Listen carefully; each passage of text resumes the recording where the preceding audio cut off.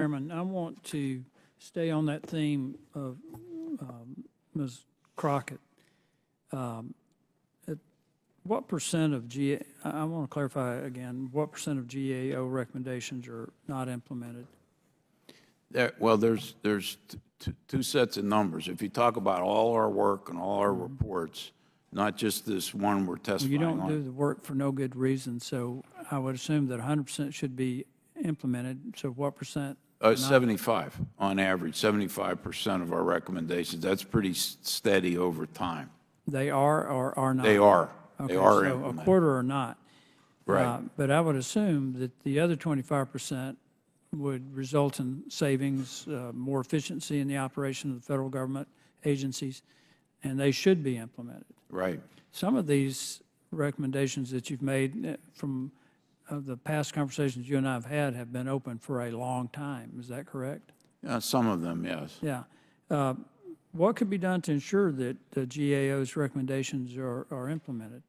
Yeah, we just issued this week a report listing every open matter that we have from congressional, that we've suggested to the Congress, along with what cost savings could occur if the Congress implemented our recommendations. So we've been asked by the Congress to address this issue. Give us in one report all your open matters that you've recommended to Congress, and it just came out a few days ago. Of there, we're 21 matters open that could save over $1 billion, or 20 of them, or 12 of them could be over $1 billion. The other ones are millions or hundreds of millions.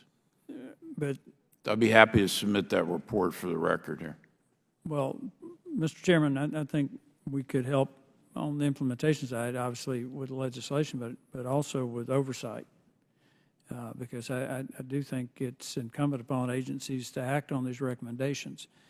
And the history of GAO's recommendations are pretty well documented, some substantial savings to the federal government. A couple of things I want to ask about. You've made some recommendations on disposable radioactive sources, or you've looked into that. Have you made recommendations on disposal of radioactive sources? Yes, yes. Have they been acted on? Not yet. How about safeguarding? Now, this is something I think is extremely important, is safeguarding federally funded research from foreign threats. I don't believe they're fully implemented yet. Mr. Chairman, I think that the failure to safeguard research, that federally funded research, and from my perspective, any domestic research that impacts our national security needs to be, those recommendations need to be fully acted on. I don't think, Congressman Palmer, that those sets of particular recommendations will be implemented without congressional attention and action.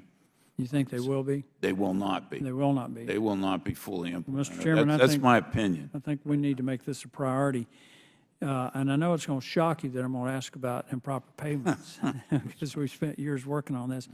But you're talking about duplications. In the case of duplication, is that not also a problem in terms of improper payments? Well, it could be, depending upon, it doesn't really fit the definition that we have, but we have, it fits, in addition to overlap and duplication, we include cost savings and revenue enhancement. So the cost savings and proper payments fit within that category. And you say if we could eliminate some additional duplications, would save another $70+ billion? Well, no, we said that was what was saved from last year's report to this year. So that's in the bank already. There are tens of billions of dollars that could be implemented. We have a report coming out soon that has a simulation. If all of GAO's open recommendations are implemented, that have financial benefits. And a lot of our recommendations to improve economy and efficiency can't be measured, or improve public safety, for example. You'd save up to $180 billion. We've had this discussion in the past as well about in regard to improper payments, and I think it would apply to duplications, and that is the failure of coordination and in some cases communication between federal agencies and between federal and state agencies. Right. And I think when we first started this discussion, one of the big issues that we identified was antiquated data systems. Right. How much of a problem is that now? Does that persist? It's still a problem and an impediment. It's not the only one, but it's definitely one. And I think, for example, there much more attention in the Congress ought to be paid to the Medicaid program. Right. Medicaid program is one of the fastest growing programs. Each state's a little bit different. The other area of antiquated programs that the Congress really ought to focus on as well is unemployment insurance. That was a huge problem that led to a lot of fraud. And if we have at some point there's going to be another economic downturn or some issue, we're going to rely more on the unemployment insurance to help people who are really in need of help. If you don't have those systems modernized, you're going to have a real problem. I know when the pandemic came, and Congress didn't want to send the $600 to everybody in supplemental payment. They wanted to gear it to whatever that person was earning at that time. So you didn't overcompensate people more in unemployment than what they were gaining from their job. But the systems couldn't do that. I got calls ahead of time, can we do that? And it just wasn't possible at that time. We've got all kind of problems with this. I was very involved in Alabama looking into fraud in respect to that. We've taken down a lot of the guardrails, just failure to verify eligibility and responding to requests for unemployment benefits from foreign IP addresses. Right. I mean, it's across the board. Mr. Chairman, I do think that some of the things we've discussed today would merit congressional action. I think additional oversight from this committee. I could go on for quite a while.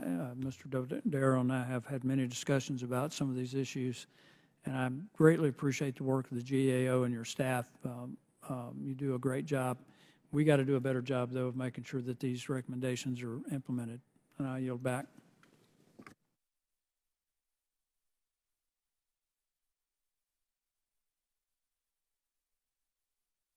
Thank you, Mr. Chairman. Over the past 14 years, GAO